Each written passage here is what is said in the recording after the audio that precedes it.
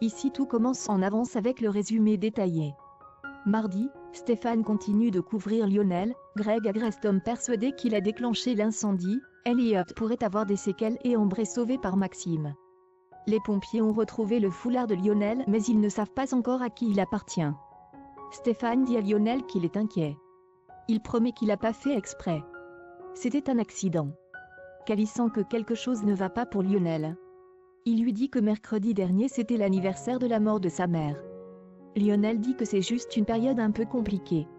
Greg vient voir Elliot à l'hôpital, il toussote toujours et a du mal à parler. Elliot n'arrive pas à dormir à cause des douleurs.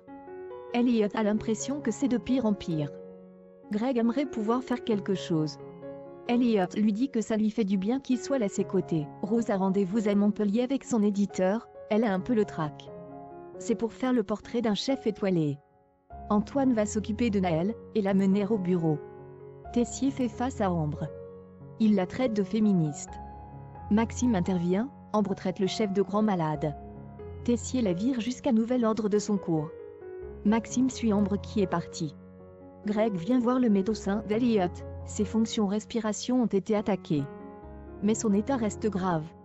Ça peut évoluer. Et ça pourrait avoir une incidence neurologique. Le médecin dit que la vie d'Elliot n'est pas en danger mais il pourrait garder des séquelles. Il va passer des examens supplémentaires. Antoine et Guillaume décident de recruter un agent de sécurité pour que les élèves se sentent en sécurité. Naël ne fait que pleurer, Antoine décide de bosser en visioconférence.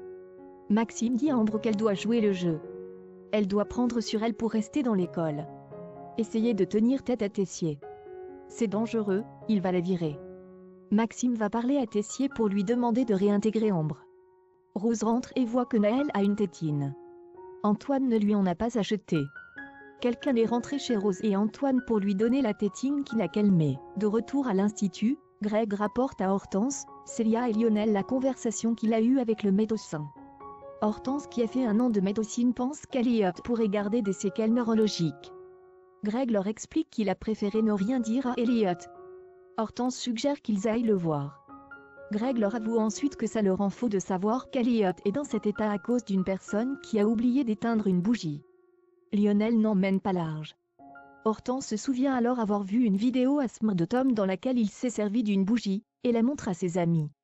La vidéo a été postée vendredi dernier 1 heure avant l'incendie.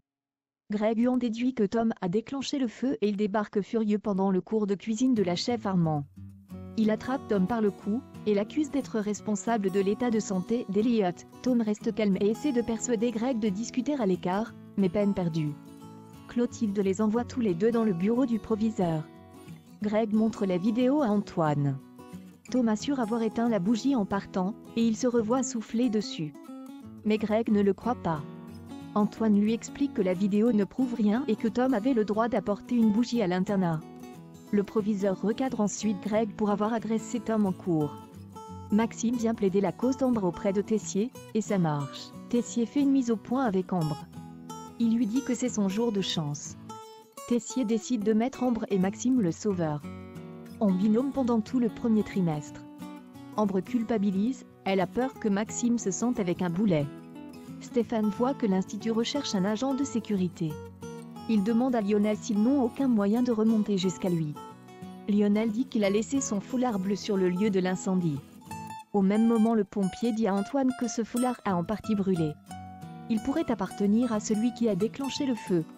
Antoine va essayer de trouver à qui il appartient.